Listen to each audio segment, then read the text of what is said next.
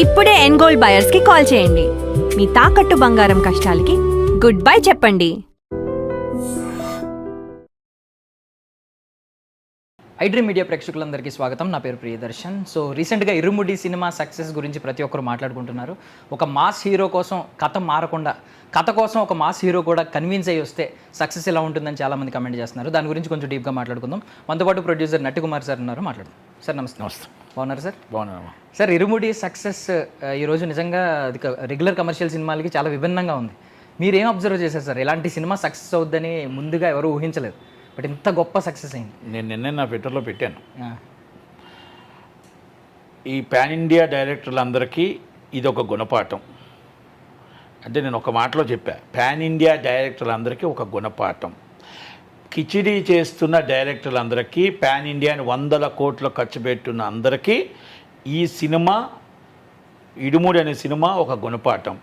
96 or 97 వస్తే రావలమ్మ సినిమాని నేను బళ్ళు కట్టుకొని వచ్చి సి క్లాస్ దాకా ఎన్ని థియేటర్లు వేసి అన్ని థియేటర్లు ఫుల్ అవుతూ తిరణాల్లాగా అవుతున్న సినిమా. ఆ రోజు ఆ కలెక్షన్ చూశాను, మళ్ళీ ఆ తర్వాత ఇదే సినిమా కలెక్షన్ చూశాను. అసలు సి క్లాస్ ఏంటి, థియేటర్ ఏంటి, సీట్ ఉందా లేదో తెలియదు, సీట్ లేదో తెలియదు. అసలు ఆ థియేటర్ని మొత్తం టోటల్గా జనాలు ఒక పండగ వాతావరణంగా ఇడుముడి అనే సినిమా తీసుకెళ్తున్నారు అంటే అది ఒక హీరో, డైరెక్టర్, లేకపోతే ఎవరు గొప్పతనం అంటే నేను ఒప్పుకోను. కానీ ప్రజలు కంటెంట్ బాగుంటే ఆదరిస్తారు, కథనం బాగుంటే ఆదరిస్తారు. అంత మంచి కథ ఎన్నుకున్న డైరెక్టర్ కానీ, దాన్ని ధైర్యం చేసిన రవితేజ గారు కానీ, ఆ కథనం రాసిన రచయిత కానీ, ఇంకోటి కానీ యాక్ట్ చేసిన అమ్మాయి కానీ, వీళ్ళందరూ కూడా దాన్ని జీవించారు అని చెప్పొచ్చు. 50 కోట్ల లోపల సినిమా తీసి 300 కోట్లు వచ్చింది గొప్ప, 450 కోట్లలో సినిమా తీసి 400 కోట్లు వచ్చింది గొప్ప, నిర్మాత ఇల్లు కట్టుకోవడానికి ఉపయోగపడే ఇడుముడి గొప్ప, నిర్మాతలు ఇల్లు అమ్ముకోవడానికి వచ్చిన ఈ పాన్ ఇండియా సినిమాలు గొప్ప. దానికి సమాధానం చెప్పవలసింది ఎక్సెప్ట్ రాజమౌళి గారు తప్ప ప్రతి డైరెక్టర్ సమాధానం చెప్పాలా. నేను చాలా గొప్పవాడిని, నేను పాన్ ఇండియా తీస్తున్నాను. పాన్ ఇండియా ఎవరికి కావాలి మీ పాన్ ఇండియా? కథ ఏది, కథనమేది? పాన్ ఇండియా అనే ప్రతి సినిమా క్యూబ్ డబ్బులు రానివాడు కూడా పాన్ ఇండియా అని చెప్పి సినిమాలు తీస్తారే. ఆ పాన్ ఇండియా సినిమాలు తీసుకొని అక్కడ కలెక్షన్ రాకపోతే మా మీద రుద్ది, మా తెలుగు ప్రజల మీద రుద్ది, దాన్ని 500 రూపాయలు, 700 రూపాయలు, 800 రూపాయలు పెట్టి టికెట్ దోచుకొని మీరు వచ్చి పాన్ ఇండియాకి మేము ఖర్చు పెడుతున్నాం అంటారు. నేను ఖర్చుకు నేను తప్పు చెప్పట్లా. కానీ మీరు తీసుకునే కథని మీరు కిచిడీ చేస్తున్నారు. నార్త్కి కావాల్సిన ఫైట్ పెడుతున్నారు, సౌత్కి కావాల్సిన ఇంకోటి పెడుతున్నారు, ఇంకొకటి కావాల్సిన రేప్ సీన్ పెడుతున్నారు. అంటే ఇవన్నీ కలిపి సినిమాలో కథ చచ్చిపోతుంది, అందుకే కిచిడీ అయిపోతుంది. దానివల్ల కథ అర్థం కావట్లా. పాన్ ఇండియా సినిమాలు మీరు అబ్జర్వ్ చేయండి, పాన్ ఇండియా సినిమాలు కథ అర్థం కావట్లా. ఆడుతున్నాయంటే కొన్ని హీరోయిజం మీద హీరో ఫ్యాన్స్ అభిమానంతో ఆడుతున్నాయి తప్ప నిజంగా ఒక లవ్ స్టోరీ సినిమా చూసారా, ఒక లెనిన్ సినిమా చూసారా, ఒక విశ్వనాథ్ సన్సన్ సినిమా చూసారా? ఆ సినిమాలు ఎంత చక్కగా ఆడుతున్నాయి, ఎంత చక్కగా కథనం ఉంది. రేట్లు పెరగకుండా, రేట్లు అందుబాటులో, ప్రేక్షకులకు అందుబాటులో రేటు వస్తున్న సినిమాని మనం ఎంత చక్కగా చూస్తున్నాం. అలాంటి కథనం మీకు దొరకట్లేదా అని అడుగుతున్నా. అలాంటి కథనం మీరు పాన్ ఇండియా తీయండి, నేను కాదని చెప్పట్లా. పాన్ ఇండియాలో కూడా కథను ఎన్నుకోండి. వాళ్ళకి అది కావాలంటే అది ఇచ్చి, మీరు ఇది కావాలంటే ఇది ఇచ్చి, వాళ్ళకి అది కావాలంటే అది ఇచ్చి, నీకు ఇది కావాలంటే అది ఇచ్చి సినిమాని ఎందుకు చంపేస్తారు అని అడుగుతున్నా.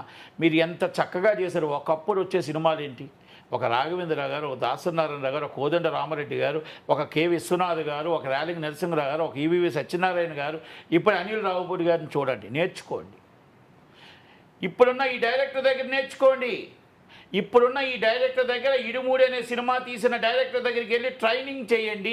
పాన్ ఇండియా సినిమా అనుకునే డైరెక్టర్లకి మేము చాలా బిగ్ డైరెక్టర్ మేము 3 సంవత్సరాలు తీస్తున్నామని 30% వేస్ట్ చేస్తూ ప్రజల దగ్గర మీరు రేట్లు పెంచి మా మీద ప్రజల మీద బడ్డనేస్తున్న ఈ డైరెక్టర్లకి, ఈ హీరోలకి is a lesson. Idumudi cinema hit ఇండస్ట్రీకి ఒక లెసన్. ఇడుముడి సినిమా హిట్టు ఇండస్ట్రీకి మొత్తం టోటల్గా కనువింపు కలగాలి. ప్రతి డైరెక్టర్ అర్థం చేసుకోవాలి. వాళ్ళ ఇంట్లో వాళ్ళ వైఫ్ అడగాలి, అయ్యా ఆయన తీసే సినిమా బడ్జెట్లో అంత పెద్ద హిట్ ఇచ్చాడే, నీ cinema matinee first morning show full, నీ మ్యాట్ని నిల్లు 450 కోట్ల బడ్జెట్, మరి ఇది నువ్వు పెద్ద డైరెక్టర్వా, ఆ ఇరుముడి డైరెక్టర్ పెద్ద డైరెక్టరా అని అడగాలి. ఇస్ ద వైఫ్ అడగాలి, ప్రశ్నించాలి. మనం గొప్పగా చెప్పుకుంటున్నాం 3 సంవత్సరాలు తీసామని 30% వేస్టేజ్ చేసి ఒక సీన్ తీస్తే ప్యాకప్ చెప్తూ వెళ్తున్న మనం గొప్పవాళ్ళమా? తక్కువ డేస్లో సినిమా తీసి సూపర్ హిట్ చేసిన అనిల్ రావుపూడి గొప్పవాడా? మన కథను వెతుక్కున్నాడు, మంచి సినిమా కలెక్షన్ చూసి 415 కోట్లు కలెక్షన్ చేసిన మన తెలుగు సినిమా తీసిన వ్యక్తి మనశంకర్ వరప్రసాద్, ఆయన గొప్పవాడా? వాడు సంక్రాంతికి వస్తున్నాడు సినిమా తీసిన ఆయన గొప్పవాడా? మరి లవ్ స్టోరీ డైరెక్టర్ గొప్పవాడా? లెనిన్ డైరెక్టర్ గొప్పవాడా? విశ్వనాథన్ సన్స్ డైరెక్టర్ గొప్పవాడా? మనం ఆ 3-5 సంవత్సరాలు తీసి దానికి నిర్మాతకు ఒక ఇల్లు అమ్మిస్తున్నాం అంట, మనం గొప్పవాళ్ళమా అని అడగాలి ఫ్యామిలీ. ఎందుకు ఈ మాట అడిగానంటే, మనసు బాధపడుతూ నా తోటి నిర్మాత, నా తోటి సోదరుడు, నా తోటి నిర్మాతలు చెప్పుకోలేని పరిస్థితులు, చెప్పుకోలేని బాధలు, హీరో డేట్స్ పోతాయేమో, రేపు అప్పు ఎవడనివ్వడేమో, రేపు నేను కష్టాల్లో పడతానేమో, లేకపోతే నాకు రొటీన్ రాగుతుందేమో అని ఎవరికి సమాధానం చెప్పలేని, ఎదురు మాట్లాడలేని వాళ్ళ భావాలని నేను మాట్లాడుతున్నానే తప్ప ఇది నా భావాలు కావు. వాళ్ళ ఆలోచనలు నేను మాట్లాడుతున్నాను తప్ప నా ఆలోచనలు కావు. వాళ్ళు పడుతున్న కష్టాలు నేను మాట్లాడుతున్నాను తప్ప నా కష్టాలు కావు. మేము అందుకే మేము ఒకప్పుడు సినిమా నిర్మాత అనేవారు. ఇప్పుడు నిర్మాత క్యాషియర్ అయిపోయాడు కాబట్టి, నిర్మాతకి సీట్ తీసేశారు కాబట్టి, అందుకనే నిర్మాతకి ఎప్పుడు సీట్ వేస్తారో, నిర్మాత అని పేరు ఎప్పుడు పిలుస్తారో అప్పుడు మాత్రమే సినిమా తీద్దామని నాలాంటి వాళ్ళు కానీ, అరవింద్ గారు లాంటి వాళ్ళు కానీ, సురేష్ బాబు గారు లాంటి వాళ్ళు కానీ, ఇంకా కొంతమంది డ్రాప్ అయిపోయారు. అంటే విరమించుకుంటూ సినిమా ఇండస్ట్రీ ఏమవుతుంది, ఎక్కడికి వెళ్ళిపోతుందని చూస్తూ ఉన్నారు. కానీ సినిమా ఇండస్ట్రీ ఒకప్పుడు అయిపోయింది అన్నారు. సినిమా థియేటర్లకు జనాలు రారు అన్నారు. ప్రేక్షకుడు ఏం చెప్పాడండి ఇడుముడితో? లవ్ స్టోరీతో ఏం చెప్పాడు? విశ్వనాథన్ సన్స్తో ఏం చెప్పాడు? లెనిన్తో ఏం చెప్పాడు? మేము సినిమా చూడటానికి మేము రెడీగా ఉన్నాం, థియేటర్లో సినిమా చూడటానికి మేము కథ ఉంటే సినిమా చూడటానికి మేము ఉన్నాం, మీరు ఉన్నారా? మీరు తీయగలుగుతారా? మీకు చేతనవుద్దా? ఇడుముడి లాంటి సినిమా మీరు తీయగలుగుతారా? మీరు రేటు పెంచకుండా ఇలాంటి మంచి సినిమాలు మీరు ఇవ్వగలుగుతారా? మేము ఓటీటీలో కాదు, మేము థియేటర్లో సినిమా చూసి ఎంజాయ్ చేయడానికి ప్రేక్షకుడిగా మేము రెడీగా ఉన్నాం. I'm ready. మీరు పాన్ ఇండియా అని ఆ డబ్బు తీసుకొచ్చి మా మీద రుద్ది మాకు అభిమానం ఉంది కదా అని మా అభిమానులు జోబీలో చిల్లు పెట్టడం కరెక్టా? ఇడుముడి లాంటి సినిమాని మీరు చూసి నేర్చుకోండి. ఇడుముడి అనే సినిమాని మేము చూస్తున్నామంటే ఈరోజు ప్రేక్షకుడు థియేటర్కి రావడానికి రెడీగానే ఉన్నాడు అన్నది అర్థం. అందుకే నేను చెప్తున్నా, ప్రేక్షకుడు సినిమా చూడటానికి ఎప్పుడు థియేటర్లోనిది ఎప్పుడు ఎంజాయ్ చేయడానికి రెడీగా ఉన్నాడు. ఇప్పుడు కాదు. ఆనాడు వచ్చాయి, ఆనాడు వీసీడీలు వచ్చాయి, ఆనాడు అన్నీ వచ్చాయి. కానీ ప్రేక్షకుడు ఎప్పుడు థియేటర్లో చూసి ఎంజాయ్ చేద్దాం అనుకుంటాడు. సినిమా కథనం లేక సినిమా తీయకుండా బోరు కొడుతూ 3 గంటలు దాన్ని పెట్టి మమ్మల్ని బుర్రలు పాడు చేసి మేము మళ్ళా ఒక ట్యాబ్లెట్ తలనొప్పి మాత్ర వేసుకునే పరిస్థితి, డబ్బులు ఇచ్చి మేము మాత్ర వేసుకునే పరిస్థితి వచ్చింది. కాబట్టి కథ అర్థం కాక, కథనం అర్థం కాక ఐఎమ్ వెయిటింగ్ అండ్ ఓటీటీ. మేము వెయిట్ చేస్తూ ఉన్నాం సాటిలైట్లో వస్తుందేమో అని. కానీ ఇప్పుడు మంచి సినిమా ఇస్తే మేము థియేటర్లోనే చూస్తాం, మంచి కథ ఇస్తే మేము థియేటర్లోనే చూస్తాం అని ప్రేక్షకుడు ఛాలెంజ్ ఇస్తున్నాడు. ఆ ఛాలెంజ్ని మీరు స్వీకరిస్తారా? పాన్ ఇండియా డైరెక్టర్లారా, పాన్ ఇండియా రచయితలారా, ఈ 400 కోట్ల నిర్మాతలారా, మీరు స్వీకరిస్తారా? నేను చెప్పిన మాటల్లో మీరు ఇల్లులు అమ్ముతారా, ఇల్లులు కొంటారా అనేది నిర్ణయం మీది. సినిమా మీది, డబ్బు మీది, మీ ఫ్యామిలీ మీ ఇష్టం. కానీ సినిమా ఇండస్ట్రీలో అందరూ అన్నదమ్ములమే కాబట్టి నిర్మాత బాధను మనం చూస్తున్నాం కాబట్టి ఆ నిర్మాత బాధని మనం పాల్పంచుకుంటున్నాం. ఆ డైరెక్టర్కి చెప్తున్నాం, ఆ హీరోలకు చెప్తున్నాం, ఆ సినిమాని చూడండి. ఒక రవితేజ అనే సినిమా అయిపోయాడు, రవితేజ అన్నారు, ఏజ్ అయిపోయింది అన్నారు, చూపించాడు. మళ్ళీ ఒక కలెక్షన్ మళ్ళీ 300 కోట్లు కలెక్ట్ చేస్తుంది. 300 crores అబో. టుడే ఈజ్ వర్కింగ్ డే, ఒక టికెట్ లేదు. అంటే ఈ జాతర ఎన్ని రోజులు వెళ్తుందో తెలియదు. టాక్సిక్ రిలీజ్ ఉంది. Toxic release is the international movie. Yash అనే వ్యక్తి national hero, not only dubbing hero, national hero. కనుక మనం అర్థం చేసుకోవాల్సింది ఏంటి, ఆ సినిమా ఉండేటప్పుడు ఫస్ట్ డే తగ్గొచ్చు, ఆ సినిమా యావరేజ్ అనుకోండి, సూపర్ హిట్ అనుకోండి, పంచుకుంటారు. ఒకవేళ కానీ ఏమైనా తేడా వస్తే మళ్ళీ రేజ్ అయిపోతుంది. అంటే ఒక హిట్ సినిమాని ఆపలేం మనం ఎవరు. ఒక హిట్ సినిమాని మనం ఆపలేం. ఒక ఇంట్లో ఒక అమ్మ, ఒక అక్క, ఒక చెల్లి బయలుదేరి సినిమాకి వెళ్ళాలని డిసైడ్ అయిపోయారంటే, ఆ ఫ్యామిలీ 10 మంది వెళ్తున్నారు అంటే ఇక మనం ఆ సినిమాని ఎంత వస్తుందో చెప్పలేం. సంక్రాంతికి చూస్తాం ఇలాంటి కలెక్షన్ వారం రోజులు, ముందే సంక్రాంతి వచ్చేసింది, ముందే దసరా వచ్చేసింది, కనుక ఒక పండగలా పండగ వచ్చింది. ఆ పండగ నేను చిరంజీవి గారి బర్త్డే రోజు పండగ ఉంటుంది అనుకున్నాను, కానీ నేను ఇడుముడెప్పుడు పండగ ఉంటుంది అనుకోలే. అంటే అంత great movie, is a good movie, is good hero. నేను ఇది హీరో పండగ లేకపోతే ఇంకోటి పండగ, సినిమా ఇండస్ట్రీకి ఇది ఒక లెసన్ అని అనుకోవాలి. మీరు అనుకుంటున్నారు ఇప్పుడు రవితేజకి ఇంత పెద్ద హిట్ వచ్చిందని, ఆ హిట్ని మళ్ళీ కాపాడుకోవడానికి ఆయన ఎంత బాధపడాలో, ఎంత కష్టపడాలో, అంతకన్నా మంచి సబ్జెక్ట్ ఎత్తుక్కోవాలి, అంతకన్నా బాగా సినిమా తీయాలి. ఎందుకంటే దాసరి నారాయణరావు గారు ఉసిరావలం తీసిన తర్వాత ఆయనకు ఒక హిట్ రాలేదు కదా, అన్ని సినిమాలు హిట్టే, కానీ ప్రేక్షకుడు ఉసిరావలంని గుర్తుపెట్టుకున్నాడు. మా దాసరి నారాయణ గారు ఉసిరావలమ్మ తీశాడు, అలాంటి సినిమా రాదా అని అడుగుతారు. అన్నీ ఉసిరావలంలో అవుతాయా? రౌడీ దర్బార్ మంచి సినిమా, కంటే కూతుర్నే కానీ మంచి సినిమే, సమ్మక్క సారలమ్మ మంచి సినిమే, ఆ నాన్నగారు మంచి సినిమే, మీరు ఇలాగ అనుకుంటూ పోతే ఎన్నో సినిమాలు మంచి సినిమాలే. కానీ వాళ్ళకి కావాల్సిందల్లా ఒక ఉసిరావలమ్మ, అలాంటి జనరేషన్ ఉంటుంది. కనుక మనం ఇప్పుడు రాజమౌళి గారి సినిమా తీసిన తర్వాత మళ్ళీ హిట్ హీరోకి దొరకదంటారు. కనుక అలాంటిది రవితేజ గారు ఇప్పుడు ఆయన చాలా జాగ్రత్తగా కథ విని మంచి సినిమా ఇంకా ఇంతకన్నా మంచి కథతో రావాలి. సార్ యాక్చువల్లీ మీరు ఇప్పుడు ఒక మాట అన్నారు, చూసి నేర్చుకోండి పాన్ ఇండియా దర్శకులందరూ అని. మన దగ్గర ఓపెన్ సీక్రెట్ ఏంటంటే మన వాళ్ళు నేర్చుకోవడం కంటే ఫార్ములాని కాపీ కొడుతూ ఉంటారు. ఇప్పుడు సేమ్ డివోషనల్ కంటెంట్ తీసుకోవడం, ఒక థ్రిల్లర్ని యాడ్ చేయడం, ఒక సెంటిమెంట్, కూతురు సెంటిమెంట్ యాడ్ చేద్దాం, ఇలా యాడ్ చేస్తే సక్సెస్ అవుద్దేమో అని అనుకుంటారు రేపు పొద్దున చాలామంది. సో వాళ్ళకి ఏం చెప్తారు మీరు? బ్లూ ప్రింట్ లెసన్ అని చెప్పాను కదా, ఇప్పుడు మనం ఇండస్ట్రీలో ఉన్నాం కదా. ఇప్పుడు మేము న్యూయార్క్ ఫిల్మ్ ఇన్స్టిట్యూట్లో నేర్చుకున్నాం అని చెప్తారు, పలానా సత్యానంద గారు నేర్చుకున్నాం అని చెప్తారు, పలానా పూనా ఇన్స్టిట్యూట్లో నేర్చుకున్నాం అని చెప్తారు. ఇవన్నీ నేర్చుకోవడం. అందుకే సినిమా ఇండస్ట్రీలో అన్నపూర్ణ స్టూడియోలో నేర్చుకున్నాం, రామానాయుడు స్టూడియోలో నేర్చుకున్నాం అంటారు కదా. ఈ సినిమాని చూసి లెసన్ అంటే ఏ పెద్ద డైరెక్టర్ అయినా, సినిమా తీసే డైరెక్టర్ అయినా, నేను అందుకే నా ఫ్యామిలీని ప్రశ్నించమన్నాను. నాట్ ఓన్లీ ఇస్ ద బయట, మీ ఫ్యామిలీని ప్రశ్నించి మీ cinema is a better, Irumudi is better.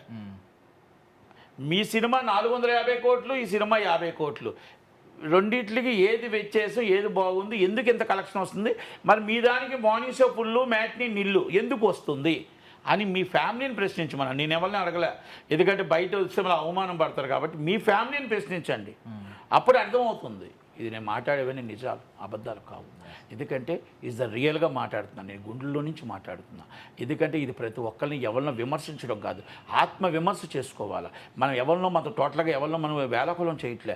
ప్రతి ఒక్కరు ఆత్మవిమర్శ. ఎందుకంటే డబ్బుతో వ్యాపారం చేస్తున్నాం, కోట్లతో వ్యాపారం చేస్తున్నాం. ఒక నిర్మాత డబ్బు సంపాదించుకోవడానికి రావాలి, కానీ నిర్మాత ఇల్లులు అమ్ముకోవడానికి రాకూడదు. నిర్మాత ఇల్లు అమ్ముకుంటాం అనుకుంటుంటే మరి బాధ ఏం చేస్తున్నాం? ప్రతి ఒక్కరు ఎన్ని మంది నిర్మాతలు దెబ్బతింటున్నారు. ఏ నిర్మాత ఇల్లు కట్టాడో చెప్పండి, ఏ నిర్మాత సుఖంగా ఉన్నాడో చెప్పండి. ఆ సినిమా అయిన 3 సంవత్సరాలు హ్యాపీ లైఫ్ తప్ప, సినిమా అయిపోయిన తర్వాత మరుసటి రోజు అప్పులోలు వస్తే తిరుగుతూనే ఉంటారు, ఆయన కనబడకుండా ఫోన్ ఆపుకొని తిరుగుతారు. ఇది వాస్తవం కాదా? మీ గుండెల మీద చేసుకొని చెప్పండి. ఎంతమంది నిర్మాతలు ఇల్లులు కట్టారు, ఎంతమంది నిర్మాతలు పొలాలు అమ్మారు, ఎంతమంది నిర్మాతలు ఇల్లులు అమ్మారు, ఎంతమంది నిర్మాతలు అమెరికాలో ఆస్తులు అమ్మారు, నాకు చెప్పమనండి. డిబేట్కి వద్దాం.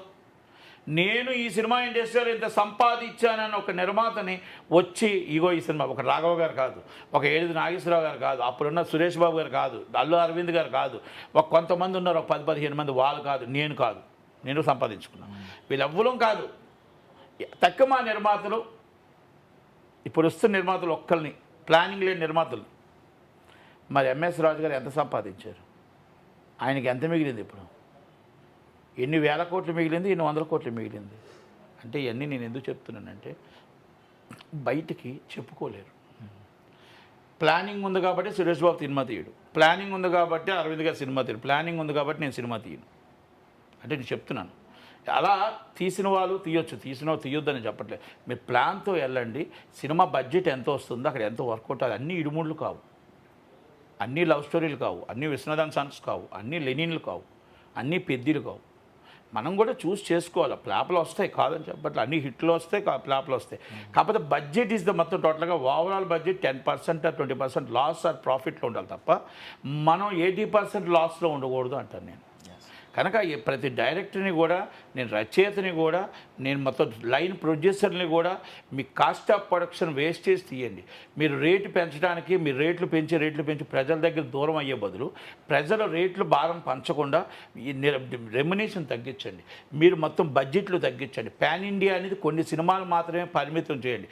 కొన్ని సినిమాలు ఇలా ఇడుముడు లాంటి సినిమాలు తీయండి, కొన్ని సినిమాలు పాన్ ఇండియా తీయండి. కొంతమంది హీరోలకు బడ్జెట్ పెట్టి జాగ్రత్తగా చేయండి. మీరు నిర్మాతను లాభంలో చూపించండి, కానీ నిర్మాతను రోడ్డు మీద పడీకండి.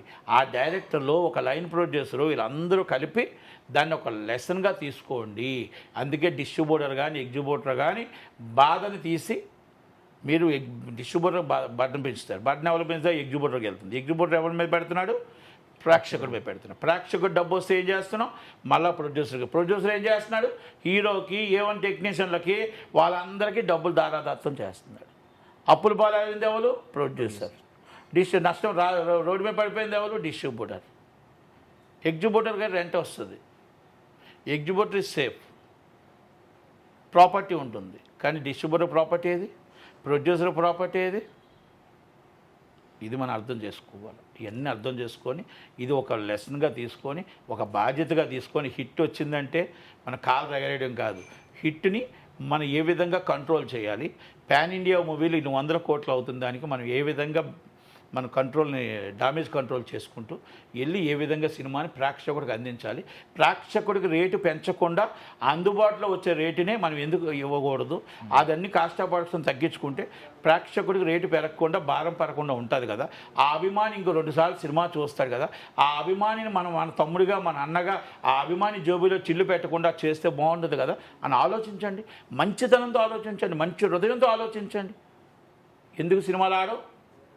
మేము ఆడమంటాం, ఆడుతాయి సినిమాలు. అందుకే నేను చెప్తున్నాను, ఈ సినిమా ఆడుతుంది, రేపు వచ్చే టాక్సిక్ ఆడుతుంది. Is national hero. Toxic cinema చాలా పెద్ద సినిమా, బిగ్గెస్ట్ సినిమా. ఈ సినిమా మొత్తం టోటల్గా ఒక చరిత్ర సృష్టిస్తుంది. 2000 కోట్లు దాటుతుంది. అక్కడ ఆ సినిమాలు ప్లాపులు ఉండవు, హిట్లు ఉండవు. మీకు బిగ్ హీరోలువి పేపర్లు హిట్లు ఉండవు. మీరు అనొచ్చు ఎస్ సినిమా ఒక Karnataka, not only Karnataka national hero. మీరు నిన్న చూశారు మల్లారెడ్డి గారు కాలేజీలో చూశారు. ఆయన ఒక కర్ణాటక హీరో కదా అని చెప్పి ఈజీగా తీసుకుంటే లక్షలాది మంది జనం వచ్చి తొక్కేశారు. మల్లారెడ్డి గారు నేను నెంబర్ వన్ ఆయన డబ్బా ఆయనే కొట్టుకుంటాడు తప్ప నేను నెంబర్ వన్ ఏంటి? స్టూడెంట్స్ని జూనియర్ ఆర్టిస్ట్లో తీసుకురావడం ఏంటి? స్టూడెంట్లు బస్సుకు ఎక్కించి తీసుకురావడం ఏంటి? ఈవెంట్లు చేయడం ఏంటి? వాళ్ళ తల్లిదండ్రులు మీకు ఏమైనా ఇచ్చారు? మీకు కాలేజీలో చదువు చెప్పమన్నారు, మీకు కాలేజీలో మొత్తం టోటల్గా స్పోర్ట్స్ చెప్పమన్నారు. ఏ స్పోర్ట్స్లో వస్తుంది నాయన ఈవెంట్లు? ఏ స్పోర్ట్స్లో వస్తాయి? జూనియర్ ఆర్టిస్ట్లో మోసుకొచ్చి లాఠీ చార్జ్ చేయమని. నా పిల్లలకి నేను డబ్బు కట్టి నా పిల్లల్ని లాఠీ చార్జ్ చేయించుకొని, కాళ్ళు ఎరగొట్టుకొని, బుర్రలు ఎరగొట్టుకొని నానా బాధలు పెట్టడానికి నీకు డబ్బు కట్టానా? నువ్వు కోట్లాది రూపాయలు, లక్షల కోట్ల రూపాయలు నీ కాలేజీల పేరు చెప్పి 1000 మంది దగ్గర దోచుకుంటుంటే నీకు చదువు చెప్పమన్నానా? లేకపోతే ఈవెంట్లకు తీసుకొచ్చి జూనియర్ ఆర్టిస్ట్లా తీసుకొచ్చి ఇక్కడ వదిలేసి లాఠీచార్జ్ చేయమన్నానా? మరి నిన్నెందుకు అరెస్ట్ చేయట్లేదు? మీ కోడల్ని ఎందుకు అరెస్ట్ చేయట్లేదు? మరి అన్యపుణ్యం ఎరిగిన అల్లు అర్జున్ గారిని ఎందుకు అరెస్ట్ చేశారు? ఆయనకి ఏమైనా సంబంధం ఉందా? ఆయనకి ఏమైనా తెలుసా ఈవెంట్ కోసం? ఆ రోజు తొక్కుసలాట జరుగుతున్నప్పుడు ఇంటెలిజెన్స్ రిపోర్ట్ లేదా? సెక్యూరిటీ చూసుకోవాల్సింది పోలీసులు కదా, మరి థియేటర్ యాజమాన్యం కదా. ఒక్క రోజునే జైల్లో పెట్టడం కక్షతో మీరు ఆయన జైల్లో పెట్టారు కదా. మరి మల్లారెడ్డి గారిని ఎందుకు భయపడుతున్నారండి? దేశ నాయకుడేనా? లేకపోతే దేశంలో నెంబర్ 1 అనా? మరి కోడల్ని ఎందుకు భయపడుతున్నారండి? అంటే వాళ్ళకి 3 టికెట్లు, ఎమ్మెల్యే టికెట్లు కావాలి, ఒక ఎంపీ టికెట్ కావాలి. అంటే ఆ టికెట్లు పోతాయనా? లేకపోతే ఫండ్స్ పోతాయనా? మరి నరేంద్ర మోడీ గారు ఏం సమాధానం చెప్తారు? కేటీఆర్ గారు ఏం సమాధానం చెప్తారు? కేసీఆర్ గారు ఏం సమాధానం చెప్తారు? రేవంత్ అన్న ఏం సమాధానం చెప్తాడు? విద్య వైద్యం అనేది జీవితం, ఇస్ అ లైఫ్. ఆ పిల్లల్ని ఈవెంట్కి తీసుకొచ్చిన వ్యక్తులను అరెస్ట్ చేయాలా వద్దా? ఆ పిల్లల మీద లాఠీ చేసిన వ్యక్తుల మీద అరెస్ట్ చేయాలా వద్దా? ఆ పిల్లల కాళ్ళు చేయి ఇరిగిపోయిన వ్యక్తుల మీద ఆ తల్లిదండ్రులకి ఎవరు క్షమాపణ చెప్తారు? ఎవరు అలా బాధన కన్నీరుని ఆపుతారు? ఆ తల్లిదండ్రులు అప్పులు చేసి బాధలు పడి ఇంట్లో చాలా ఒక పూట తిని ఒక పూట తినక పిల్లలు చదువుకొని భవిష్యత్తు బాగుండాలని ఆ పిల్లలు అనుకుంటుంటే మీరు తీసుకొచ్చి ఆ ఈవెంట్లకు పెట్టొచ్చా? ఇది ఈవెంట్ అనేది ప్రోగ్రామ్, సినిమా ప్రోగ్రామ్కి ఎవరికి సంబంధం ఉండదండి. సినిమా వాళ్ళకి ఎందుకు సంబంధం ఉండదు అంటే, మీరు ఒక దానికి రిక్వెస్ట్ చేశారు, ఒక కాలేజీలో రండి, మేము మొత్తం సెక్యూరిటీ ఇస్తాము, మీరు రండి మాతో మా దగ్గర చేయండి, మేము హ్యాపీగా మా పిల్లలు వస్తారు అన్నారు. అంతే, వాళ్ళు వెళ్ళారు. మీరు చూసుకోవాల్సిన బాధ్యత పోలీస్ డిపార్ట్మెంట్, చూసుకోవాల్సిన బాధ్యత కాలేజీ యాజమాన్యం. తప్పు చేస్తే ఎవరిని అరెస్ట్ చేయాలి? కాలేజీ యాజమాన్యం. మీకు కాలం, మీరు ఏదైతే అడ్మిషన్ అప్పుడు మేము ఈవెంట్లకు తిప్పుతాం, మేము బస్సులు ఎక్కించి మేము జూనియర్ ఆర్టిస్టులకు షూటింగ్లకు తిప్పుతాం, మేము హీరోలతో ఫోటోలు తీయిస్తాం అని ఏమైనా కాలం పెట్టారా? ఆ కాలం చూసి మీ తల్లిదండ్రులుగా నిజంగా మల్లారెడ్డి గారి కాలేజీలో జాయిన్ చేసి ఉంటే దాన్ని యాక్సెప్ట్ చేద్దాం. మీరు ఆ కాలంలో పెట్టలేదే, పెట్టకుండా తీసుకొచ్చి ఆ పిల్లల్ని మీరు ఆ జీవితాన్ని నాశనం చేస్తున్నారంటే, ఆ జీవితాన్ని ఆడుకుంటున్నారంటే మిమ్మల్ని అరెస్ట్ చేయాలా వద్దా? ఆ తల్లిదండ్రి ఎవరైతే మీ పిల్లల్ని జాయిన్ చేశారో ఆ తల్లిదండ్రి ఇది మీరు యాక్సెప్ట్ చేస్తున్నారా? లేకపోతే ఇలాంటి కాలేజీల్లో ఇలాంటి ఈవెంట్లన్నీ నాట్ యాక్సెప్టెడ్ అని మీరు చెప్పగలుగుతున్నారా? ఆ పిల్లల భవిష్యత్తు బాగుండాలనుకుంటున్నారా? ఇలా జూనియర్ ఆర్టిస్ట్లో తీసుకొచ్చి నించోబెట్టి లాఠీ చార్జ్ చేయడం కరెక్ట్ అనుకుంటున్నారా? ప్రతి ఒక్కరు కామెంట్ చేయండి, ప్రతి ఒక్కరు మాట్లాడండి, ప్రతి ఒక్కరు నోరు తెరవండి, ప్రతి ఒక్కరు మాట్లాడి దీనికోసం తెరవండి. పిల్లల కోసం జీవితాలు, ఆ జీవితం, వాళ్ళ లైఫ్. ఈరోజు దేశం అట్టుడుకుపోతుంది. స్టూడెంట్స్ మీద లాఠీ చార్జ్ జరుగుతుంటే, స్టూడెంట్స్ మీద ఇబ్బంది జరుగుతుంటే అట్టుడుకుపోతుంది. ల్యాండ్ ఆర్డర్ ప్రాబ్లం అయినప్పుడు మీరు పోలీసులు ఉన్నప్పుడు మీరు ఎందుకు పర్మిషన్ ఇచ్చారు? ఎస్హెచ్ఓని ఎందుకు మనం సస్పెండ్ చేయలేదు? ఎందుకు డిఎస్పీకి ఛార్జ్ మేమో ఇవ్వలేదు? ఎందుకు ఇంటెలిజెన్స్ రిపోర్ట్ ముందుగా రాలేదు? ఇవన్నీ రేవంత్ అన్న చూడాల్సిన బాధ్యత ఉందా లేదా? సెంట్రల్ గవర్నమెంట్ కూడా దీని మీద యాక్షన్ తీసుకుంటుందా? కిషన్ రెడ్డి గారు తీసుకుంటారా, తీసుకోరా? లేకపోతే మన వాళ్ళే కదా, మన పొలిటికల్ లీడర్సే కదా, మన అన్నదమ్ములే కదా, మన మల్లన్నే కదా అనుకుంటారా అనేది సమాధానం చెప్పవలసిన బాధ్యత అన్ని పార్టీల మీద గవర్నమెంట్ ఉంది. పిల్లల ప్రేమ ఉందా, పార్టీ ప్రేమ ఉందా తెలుసుకోవాల్సింది మీదే. కనుక తల్లిదండ్రులు అందరూ కూడా పిల్లలకి ఏ విధంగా చెప్పాలో మీరు అందరూ కూడా కింద కామెంట్ చేయండి దయచేసి. యాక్చువల్లీ ఇప్పుడు హీరో ప్రొడ్యూసర్ల గురించి, డిస్ట్రిబ్యూటర్ల గురించి, దర్శకుల గురించి మాట్లాడుకున్నాం. కాకపోతే హీరోల గురించి మాట్లాడుకుంటే ఇప్పుడు ఈయన చాలామంది ఏమంటున్నారంటే మణికంఠ స్వామి మల్లెపూలు పళ్ళకి ఎక్కిస్తే ఆయన సూపర్ హిట్ పళ్ళకి ఎక్కించారని చెప్పి అంటున్నారు. అండ్ ఇంకోటి ఏంటంటే చాలామంది సిక్స్ ప్యాక్, ఈ ఇప్పుడు స్టార్ హీరోలు కానీ సీనియర్ హీరోలు కానీ సిక్స్ ప్యాక్ ఒకసారి చూపిద్దామని అనుకుంటున్నారు. బట్ ఈయన మణికంఠ స్వామి ముందు మాల వేసుకున్నప్పుడు మాత్రం షర్ట్ ఇప్పి షర్ట్లెస్గా చేసిన సీన్స్ ఉన్నాయి. సో ఒక న్యాచురల్గా, ఒక ఆర్గానిక్గా వచ్చిన స్టోరీ ఈరోజు ఎంత పెద్ద సూపర్ హిట్ అయింది. సో దీని నుంచి అండ్ ఇంకోటి నేను విన్నది ఏంటంటే రవితేజ గారు ఫుల్ రెమ్యూనరేషన్ తీసుకోకుండా ఏదో కొంచెం రైట్స్లో కొంచెం తీసుకున్నారు ఇలాగని చెప్పి. సో దీని నుంచి ఒక సూపర్ హీరోలు కానీ ఇప్పుడు మన సూపర్ స్టార్లు ఉన్నారు, దాంతోపాటు సీనియర్ హీరోలు ఉన్నారు, వీళ్ళు ఏం నేర్చుకోవాలంటారో, వీళ్ళు ఎంత కోఆపరేట్ చేయాలంటారు దర్శకులకు కానీ ప్రొడ్యూసర్లకు కానీ? ఇప్పుడు ఒకటి, అయ్యప్ప స్వామి మీద సినిమా తీసినవన్నీ హిట్టే. అయ్యప్పని నమ్ముకునే వాళ్ళు ఎవరు కూడా అన్యాయం కాలేదు.